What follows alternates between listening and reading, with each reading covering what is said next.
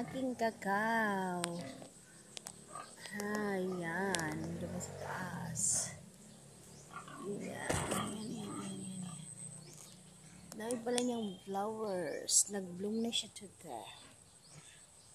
Sa ngayon, nag-bloom na talaga siya. Ayan, ang daming bunga. Diba? Ang daming bunga yan.